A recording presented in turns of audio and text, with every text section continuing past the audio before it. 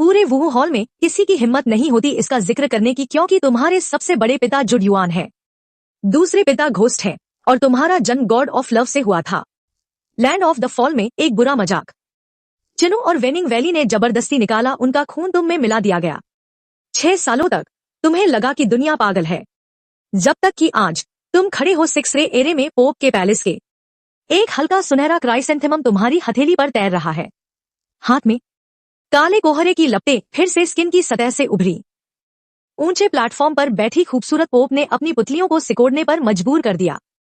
तुम्हें अभी एहसास हुआ कि दुनिया पागल नहीं है, ये वो है जो तुम्हारे शरीर में छिपा है। डुलू या डालू वुआन पैलेस की डॉर्मेट्री में तुम एक प्यारा सपना देख रहे हो। मुंह के कोने पर अभी भी एक मुस्कान है। सपने में तुम्हारे 3 सितारे और 5 फेफड़े आखिरकार सफलतापूर्वक रिकवर हो गए। दूसरी तरफ तुम्हारे खून से लथपथ हो गया था। इसे सीधे दूर ले जाओ। जीत की खुशी अभी पूरी तरह से खत्म नहीं हुई थी। एक ठंडी आवाज तुम्हें हकीकत में वापस लाती है। अब उठने का समय है। तुम्हारी पलकें हिलती हैं, आंखें खोलने का बिल्कुल मन नहीं है। करवट ली, रजाएं अपने सिर के ऊपर कर ली। आज तुम्हारा मार्शल सोल जगाने का दिन है। पोप खुद नजर रखेंगे, कभी देर मत करना। बिस्तर के पास से एक भूतिया घोड़े जैसी आवाज आई। बातचीत की कोई गुंजाइश नहीं है। तुम बिस्तर पर नहीं रह पाए। मुझे रजाई हटानी पड़ी।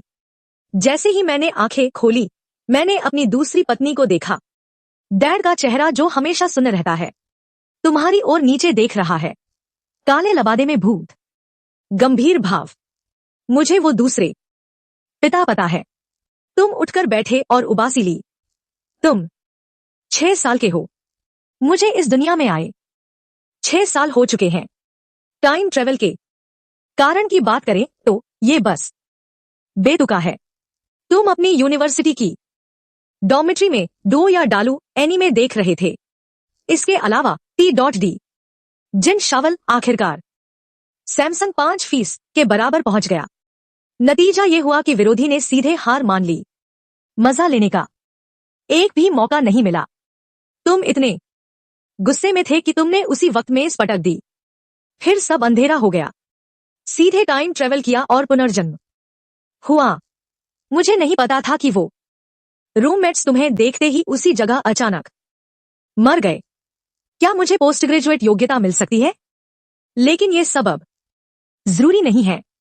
तुम अपनी पिछली जिंदगी में एक अनाथ थे, मिलनसार न होने वाला व्यक्तित्व, न कोई दोस्त, न कोई चिंता। अगर तुम मर गए तो मर गए। बस एक नई जगह से शुरुआत करो। जिस बात ने तुम्हें सच में हैरान कर दिया वो ये है कि इस जिंदगी में तुम्हारी कोई मां नहीं है। यहां सिर्फ 2 पिता है, युगन और गुईमाई।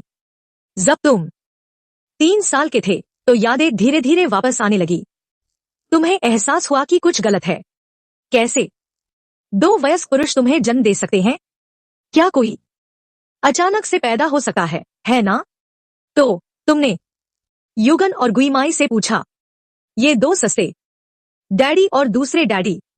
तुम्हें जो जवाब मिले उन्होंने तुम्हारे दिमाग को सवालों से भर दिया। लगभग कुछ साल पहले युगन और गुई शायद किसी मिशन पर बाहर गए थे। अचानक एक जादुई शक्ति ने हमला किया और वो एक अजीब घाटी में फंस गए। वो घाटी कहाँ है? उन दोनों को ये बहुत अजीब लगा। फिर उन दोनों ने जवाब दिया, क्रमशः कई सवाल। जैसे ही वह जादुई शक्ति फिर से होती है, वे अपनी मूल जगह पर लौट आए। ऐसा लगता है जैसे घाटी थी ही नहीं, और उन दोनों के हाथों में एक एक्स्ट्रा बच्चा आ गया। वह बच्चा तुम हो। क्या तुम्हें अब भी याद है जब भूत ने इस बारे में बात की थी? वह सुन्न चेहरा फड़कने से खुद को रोक नहीं पाया।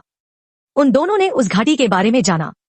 ऐसा लगता है कि यह वही जगह है जहां प्यार का देवता गिरा था, चेनो और चिनकिंग घाटी। लेकिन क्या चिनवानों की घाटी सन और मून कॉन्टिनेंट में नहीं है? क्या प्यार के देवता की शक्ति इतनी विशाल है?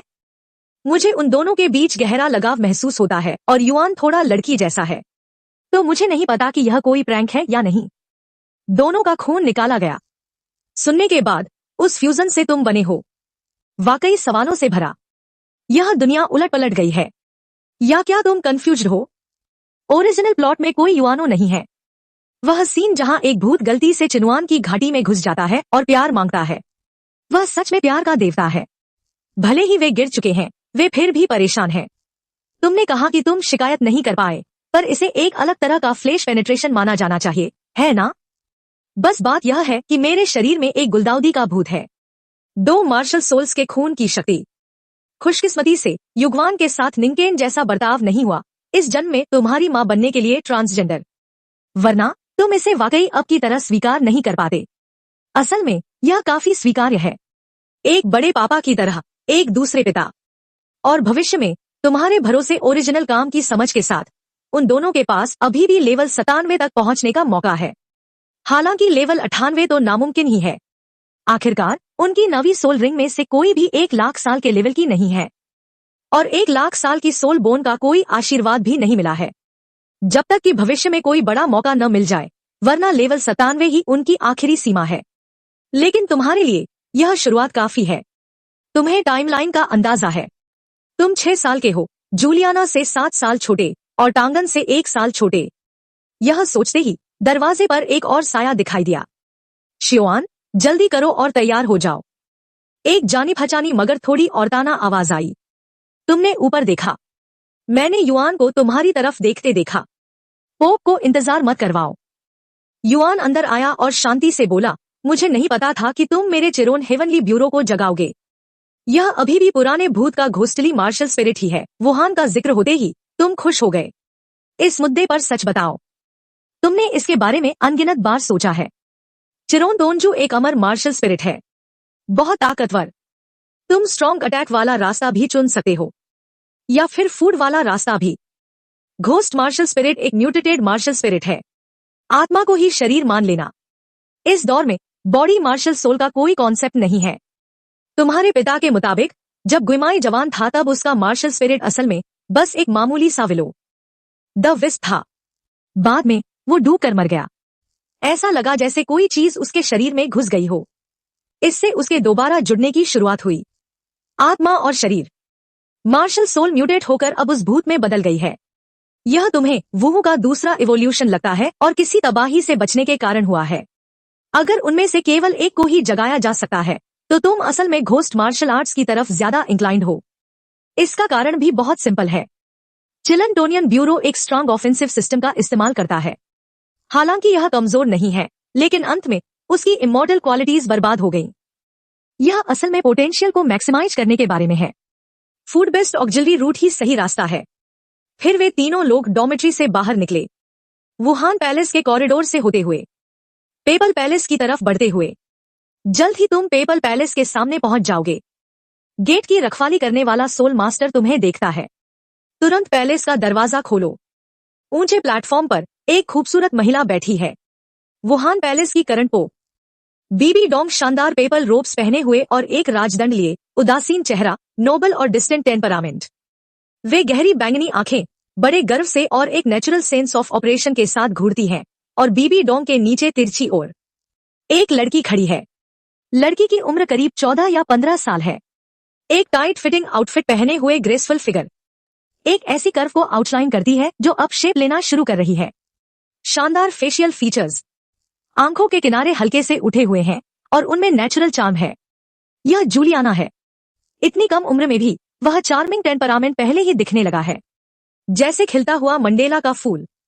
तुमने बस उस पर एक नजर डाली और फिर दूसरी तरफ देखने लगे। अपनी नजरें नीची करो।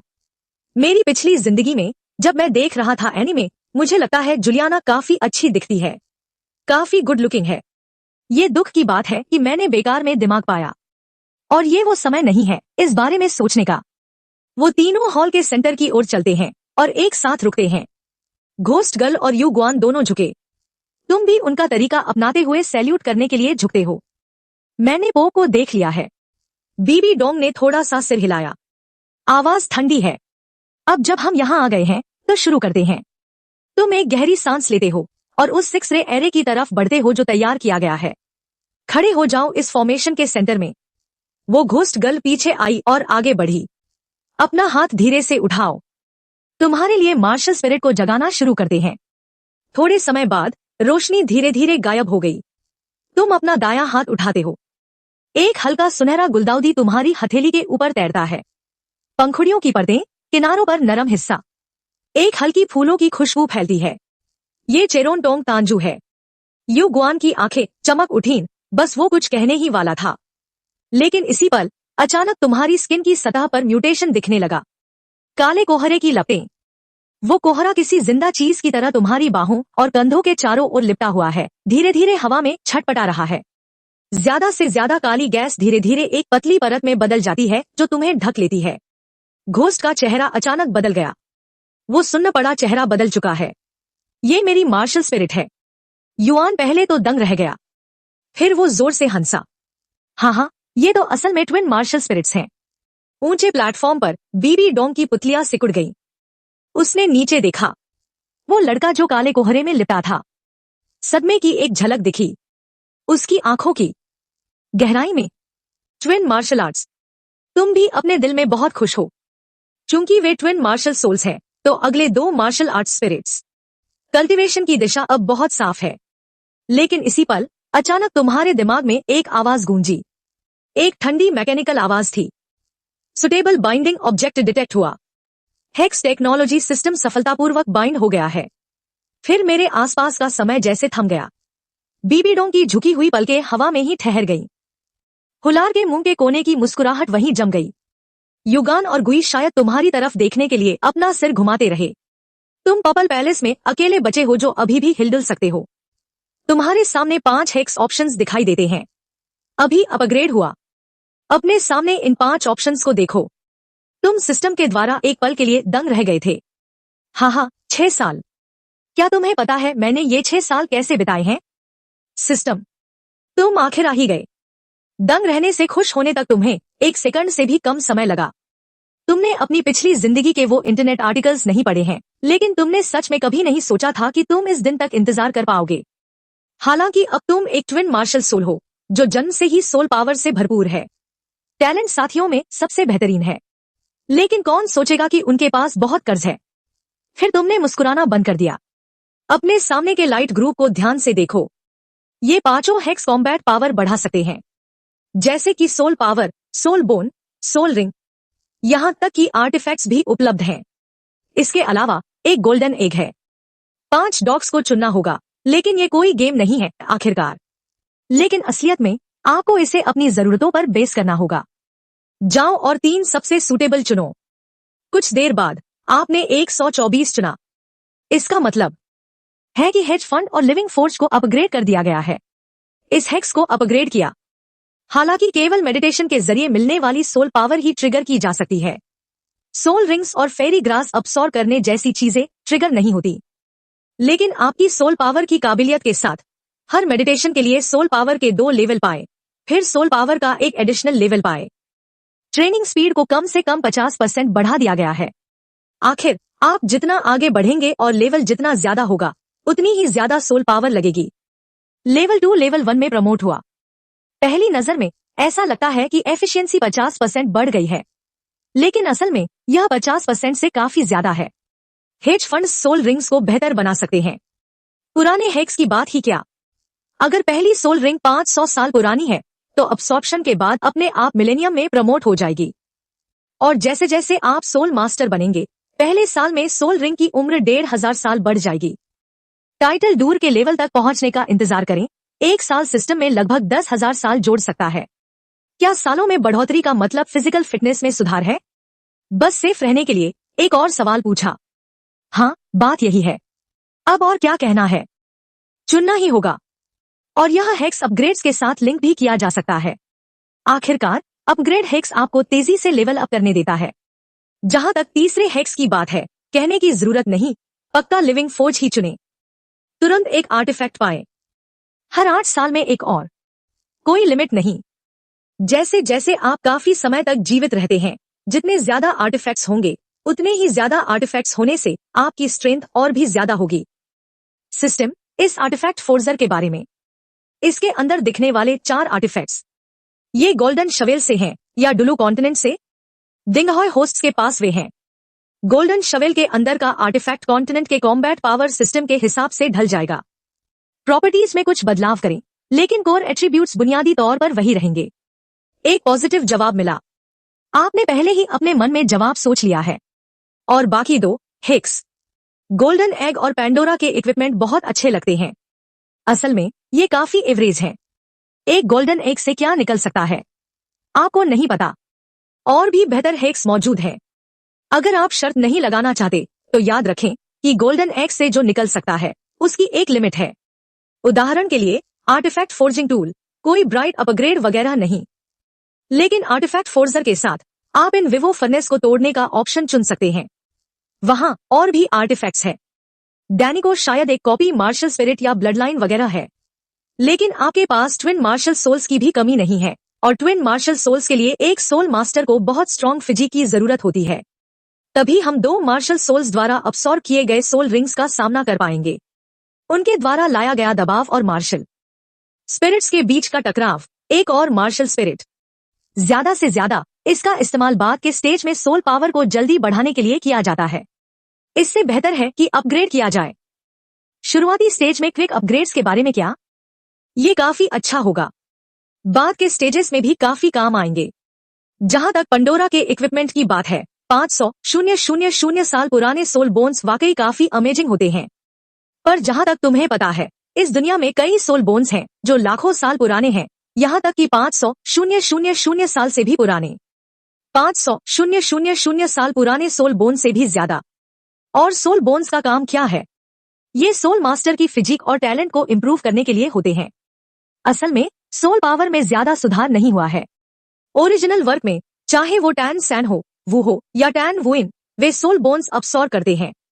बेसिकली ये सोल पावर को भी इम्प्रूव नहीं करते। ज्यादातर का काम फिजिकल फिटनेस और सोल पावर की क्वालिटी सुधारना है। बेशक एक एक्सेप्शन भी है, जैसे कि आप एक बॉटलनेक पीरियड में हो। एक high quality soul bone absorb करें जो ब्रेक थ्रू करने में मदद करे।